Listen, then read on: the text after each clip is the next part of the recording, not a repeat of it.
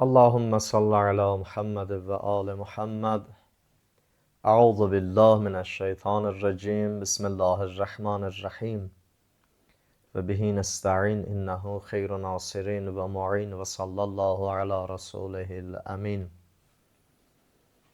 Amma ba'd rabbi şrah li sadri ve yessir li emri ve hlul ukdeten min lisani yefkahu kavli.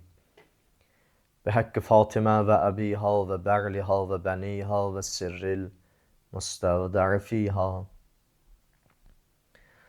اللهم صل على محمد وآل محمد وعجل فرجهم.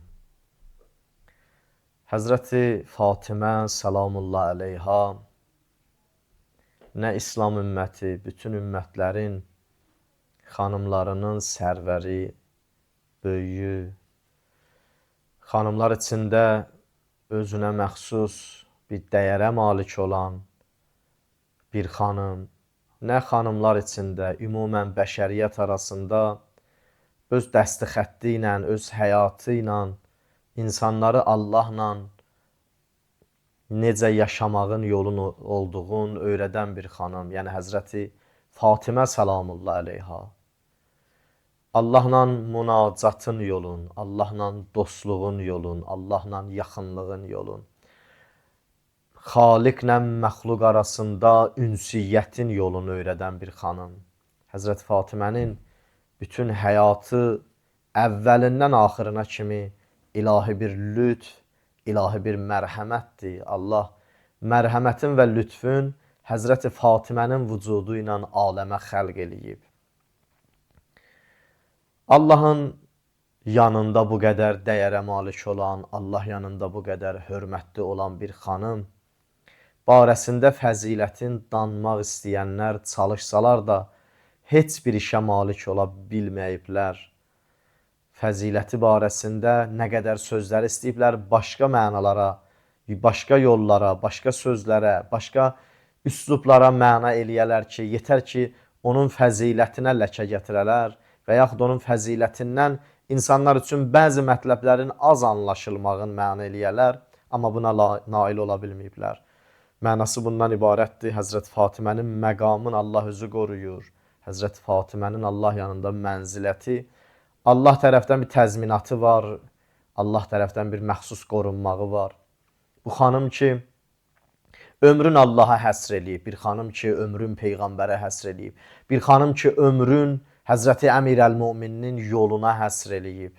Ki, İmam Baqir əleyhissalam buyururdu ki, biz öz zamanımızda, yəni o zamanki Peyğəmbər zamanı idi ki, biz Peyğəmbər zamanında möminlərlə münafiqləri ayırmaq üçün Həzrəti Əmir-əl-Mömininə qarşı insanların münasibəti ilə ölçərdik.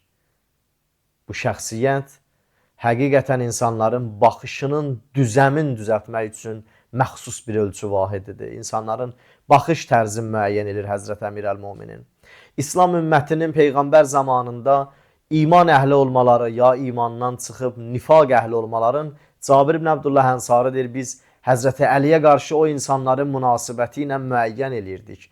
Baxın, Peyğəmbərin bu əzəmətli səhabəsi, Peyğəmbərin bu dəyərli səhabəsinin dilindən nəql olunan, mübarək ağzından çıxan bu kəlam ümumiyyətcə tarixən heç bir fəzilətin öhdəsindən gələ bilməyiblər, amma bu sözlərlə də ki, daha heç bir sözü müqabilinə qoya bilməyiblər.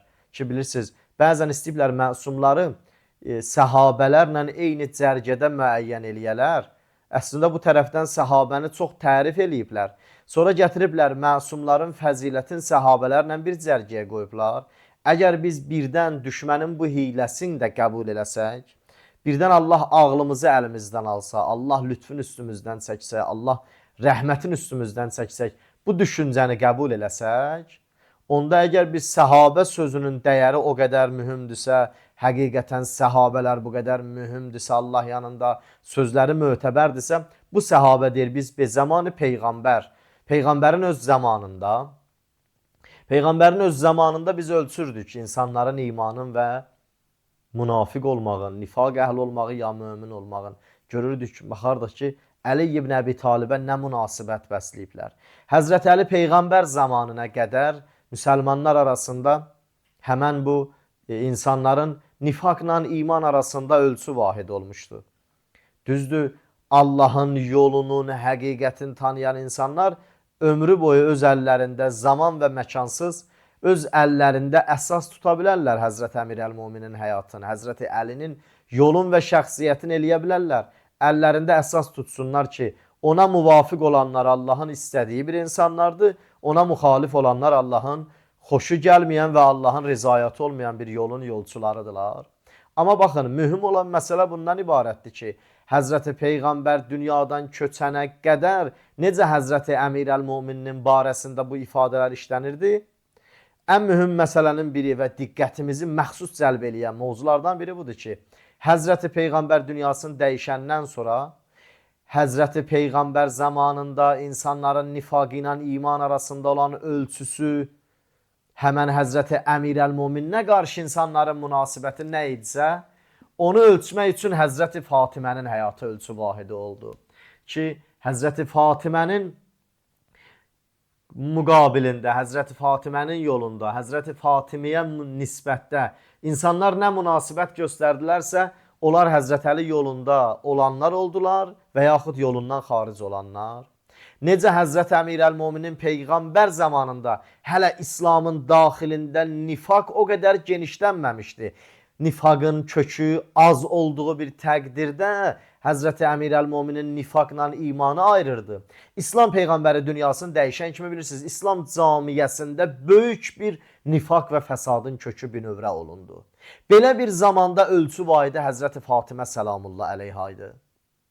Ki, insanlar müəyyən elirdi ki, Əli doğrudan Peyğəmbər yerində oturmağa ən layiq adamdırsa, Əli doğrudan Peyğəmbər yerində oturmağa hər kəsdən daha çox ləyaqəti var. Həm elmi cəhətindən, həm fəziləti cəhətindən, həm şücaəti cəhətindən, həm səxavəti cəhətindən, bütün keyfiyyətləri nəzərə alsaq, keyfiyyətlərin ümumisini nəzərə alsaq, hər cəhətdən keyfiyyətində əvvəlin adam Həzrəti Əmir Əl-Muminin Əli ibn Əbi Talibdirsə, belə bir şəxsiyyətin müdafiəsində şəhid olan şəxsin artıq kimliyi müəyyən olunur. Ki, Həzrəti Fatimə Əli yolunun, vilayət yolunun ilk şəhidi oldu. Ki, Həzrəti Peyğəmbərin bu mübarək qızı, Həzrəti Peyğəmbərin hamıdan çox məhəbbət bəslədiyi bir xanım, hər kəsdən çox sevgi və məhəbbətin, qayğısın Allahın istədiyi ilə yönəltdiyi bir şəxsiyyət. Bilirsiniz, məsumların məhəbbəti və nifrəti Allahın təyidatından başqa bir şey ola bilməz. Onlar Allahı sevəndə də Allah istəyən qədər seviblər, nifrət eləyəndə də Allah istəyən qədər nifrət eləyiblər.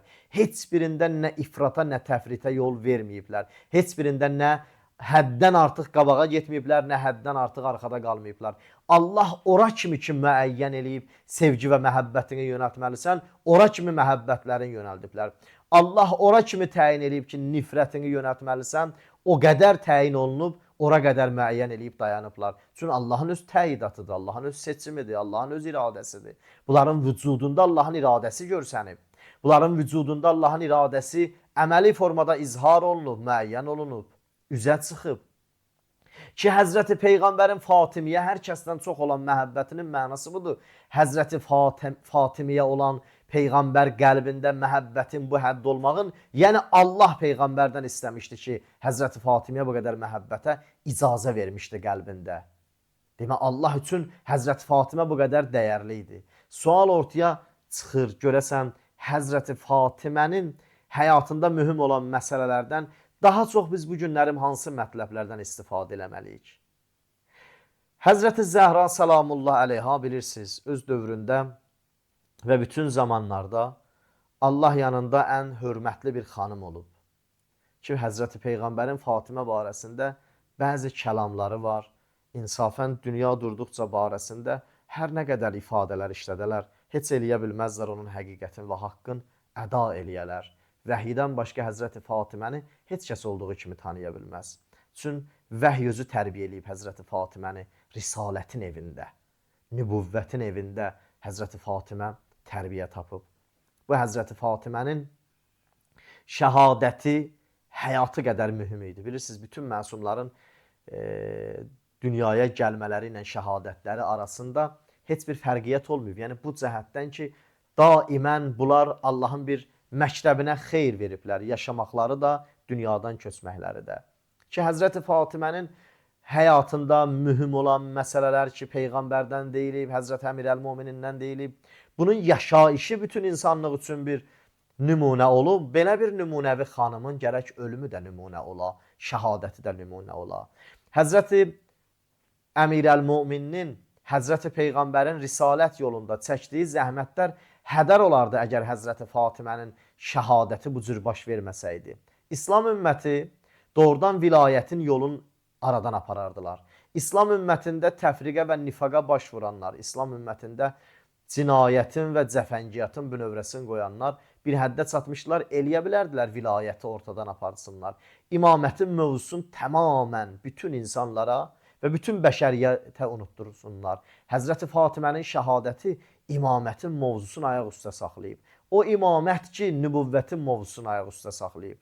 Bu qədər mühüm məsələdir və barəsində də müəyyən hədislər var ki, mövzumuzdan çox xaric olmasaq, bu mətləbləri adam oturar, günlərlə bəhs eləyər və məna eləyər. Doğrudan ki, görəsən nübüvvəti üzərində saxlayan bir imamətin təhlükəsi var idi ki, mövzu olaraq ortadan getsin. Məsələ olaraq, mahiyyət olaraq ortadan getsin. Amma Həzrət Fatimənin şəhadəti onu bir hərarətin aradan getməkdən qoymadı. Hərarətin saxlaya bildi. O mövzunun istiliyini saxlaya bildi. Baxın, tarix bir şeyi heç vaxt istisna eləyib atmayıb. Tarixdə bir şey daim öz rəngini saxlaya bilib. Əlbəttə mənfi cəhətdən də olsa, amma həqiqət bundan ibarətdir. Bəzi mövzular var, bəzi insanların tarixində baş verir, zaman keçir, bir əsrdən sonra görürsən, o mövzular müəyyən şeylərlə əvəz olunur, o mənfiliklər mümkündür dəyişə müsbətə və yaxud mənfiliyinin bir hissəsini aradan qaldıra.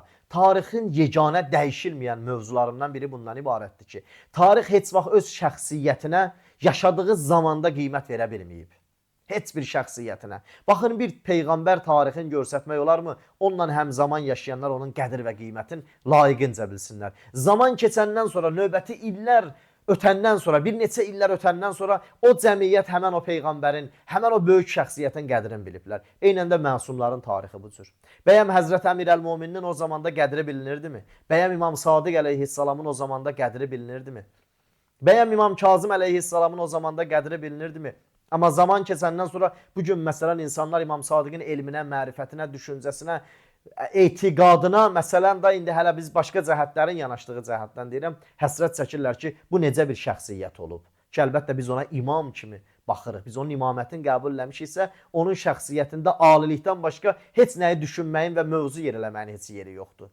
Amma bəzi insanlar ki, bu cəhətdən, bu cinahdan, bu hissədən yanaşmırlar mövzuya, hətta onların dili ilə desək, onların söz üslubu ilə desək, doğrudan həsrət çəkirlər ki, gör, tarix necə bir insanların qədrin zamanında bilməyib. Yeganə şeydir ki, tarixdə heç vaxt dəyişməyib, biri bundan ibarətdir ki, ali dəyərlərə, ali şəxsiyyətlərə öz tarixində həmzaman yaşayanlar qiymət verə bilməyiblər zaman ötdükdən sonra. Məsumların həyatı bundan ibarətdir ki, eynən Həzrəti Fatimənin həyatı bundan ibarətdir ki, öz zamanında bir iş görüb ki, tarix dəyişdikcə onların həqiqəti köhnəlməsin, yenidən bərpa olunsun. Çünki əgər bir iş görsə ki, o tarix aradan getsin, onda insanlar imamətlə bağlı olan mövzusun lazımı qədər başa düşə bilməzlər. Həzrəti Fatimənin həyatı imamətin, vilayətin yolunu ayaq üstə saxlayıb. O Həzrəti Fatimənin həyatı qədər, zəhməti qədər ölümü də bu qəbildən, bu qədər təsirli oldu. Ola bilməzdi ki, Həzrəti Fatimə hali həyatında Həzrət Əlinin müdafiə eləsin, küçədə qamçı ilə döyülsün, küçədə şillə yesin, qapı ilə divar arasında, qapı və divar arasında qalsın, bətnindəki körpəsi dünyasını dəyişsin. Özü bu yolda məsələn zəhmət çəksin, amma onun şəhadəti gəlsin, bir cür olsun ki, məsumun yoluna xidmət eləməsin. Həzrəti Fatimənin çəkdiyi zəhmət qədər şəhadəti də elə o zəhmətdən bəhrələnmişdi. O zəhmətlərin Allah yanında hörməti idi. O şəhadəti imamətin mövzusunda həmişə bu sualı daim üzdə saxlayıb. Görəsən, Həzrəti Fatimənin hörməti qədər hörməti olmayanlar niyə tarixdə daha çox kitablarda bunların adı önə gəlir? Bunların barəsində çox danışılır. Belə bir şəxsiyyət ki, Həzrət Fatimənin barəsində o sözlər ki, Allahın peyğəmbərinin mübarək ağzından ifadə olunub, heç o sözlər başqalarının barəsində yoxdur. Belə bir şəxsiyyətin görəsən niyə qəbri bu günə kimi bizim üçün bəlli deyil? Görəsən hardadır bunun qəbri? O ehtimallar ki verilib, onların heç biri barəsində biz mütləq yəqində deyilik. Sadəcə ehtimal verib oraları, o hissələri ziyarət eləyə bilərik, ya orada olduğunu düşünə bilərik. Görəsən belə bir ali şəxsiyyət, indi baxaq biz öz zamanımızda bir nəfər bir hörmətli bir adamın, bir nəfər bir dəyərli bir adamın, dəyərli və hörmətli bir qızı, özü cavan, 18 yaşında bir qızı dünyadan köçsə, əhli əyal, qohum, qonşu, ətraf mühit, eşidənlər, minlərlə adam insanın qapısına baş sağlığına gələrlər. Ki, belə bir hörmətli adamdır bunun atası, bu qızın özü, bu xanımın özü hörmətlidir, cavandır, gənc dünyadan köçüb. Görürsən, Həzrəti Fatimənin şəhadətində İslam ümmətinin bu izdihamı niyə baş vermədi? Nə səbəb oldu ki, İslam ümmətinin ləyaqəti olmadı Həzrət Fatimənin qəbrində, cənazəsində iştirak eləsinlər? Həzrəti Fatimənin cənazəsində iştirak eləməyə niyə bu ümmətin ləyaqəti olmadı?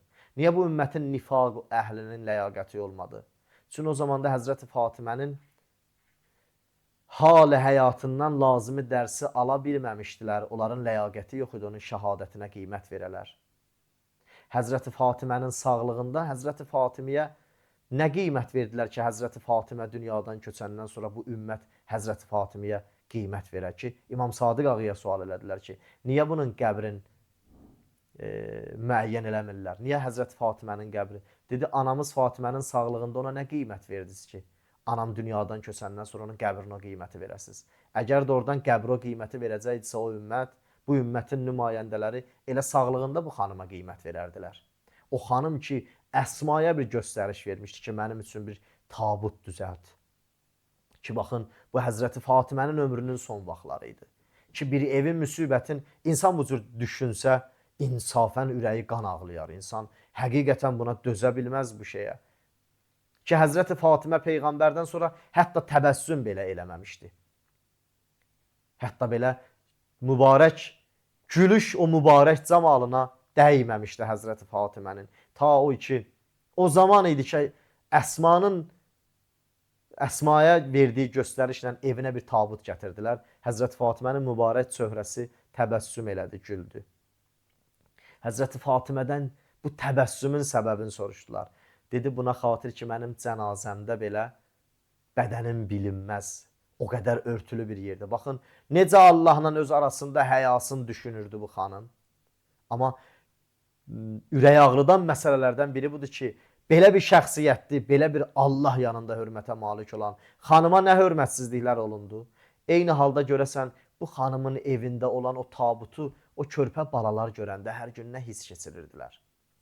Bu tabutu evdə hər gün görən Əli ibn Əbi Talib hansı qəm o qüssəni yaşayırdı evdə? Canımız sənə qurban olsun, ya Əmirəl-Müminin, ya Əli ibn Əbi Talib, sən nələr çəkimsən o evdə ki, Həzrəti Fatimə kimi bir şəxsiyyətin hər gün tabutuna baxmısan. Görürsən, birinin evində bir hadisə baş verir, bir xəstəsi olur. Can üstə olanda uşaqların ondan, körpələri ondan ayırarlar. Həmən otağa qoymazlar, onunla ünsiyyətə qoymazlar, onun halını görməsinlər. Hətta çox ürək ağrıdan adamlara deyərlər ki, çox yaxın getməsin, yanında çox qalmasın. Ki, Həzrəti Fatimənin tabutu evdə alənin gözü qabağında. Hər gün gözləyirdilər ki, o gün o tabut hər an xatırladırdı Həzrəti Fatimə müvəqqəti bu evdə qonaqdır. Görəsən ilahi, bu müsibət tarixdə bir dəfə də təkrarlanarmı və təkrarlansa insanlar bunu necə qəbul eləyərlər? Evində cavan qızı dünyadan köçənlər Həzrəti Fatimənin şəhadətin bəzi insanlardan daha çox başa düşərlər. Çünki o ürək ağrısını, o qəm qüssəni yaşayıb insanlar. Görürsən, insanlar bəzən o hadisələrdə qəm qüssəni özləri yaxından yaşamasalar, özləri dərindən yaşamasalar, bir o qədər də bəzən əhəmiyyət kəsb eləmir. Elə ki, bir insan qəm qüssəyə düçar oldu. İnsan bir qəm o qüssəyə mübtəla oldu. İnsanı qəm o qüssə əhatə elədi. İnsan məsumların məzlumiyyətini daha çox başa düşür. Ki, və hər kəs də bunu yaşayıbsa başa düşüb. İnsan tək qaldıqca insafən məsumların təkliyin daha dərindən tanıya bilir. Ki, elə bilirsiniz, Bəzən qəm-qüssə bəladır, qəm-qüssə bəzən rəhmətdir. Allah istəyir insana bəzi həqiqətlərin qapısını aça. Bir halda ki, bir zaman oxudu, eşitdi, amma bir o qədər dərk eləmədi. Bir qəm, qüssə, bir kədər onun həyatında, onun halətini əhatə elədi. Görürsən, insan daha dərindən həqiqətin özün başa düşə bildi. Eynən Həzrəti Fatimə, Allah yanında bu dəyərli şəxsiyyət ki, o zamanda Həzrəti Əmir Əl-Möminin məktəbin müdafiə eləyən halda dünyadan köçdü. Həzrəti Peyğəmbər bunun üçün deyirdi ki, qızım mənim bədənimin bir hissəsidir, canımın bir hissəsidir. Yəni o mənim canımdandırsa, o həqiqətlə yaşayıb, həqiqətlə dünyadan köçəcək. Allah'an da verirəm, öz Allahlığına xatir, Həzrəti Fatimənin şəhadətinin ehtiramına xatir, Həzrəti Fatimənin abır bizdə deyərlər, abır və həyasından həm xanımlara, həm ağalara lütf eləsin. Vəssalamu aleykum və rəhmətullahi və bərəkatuh.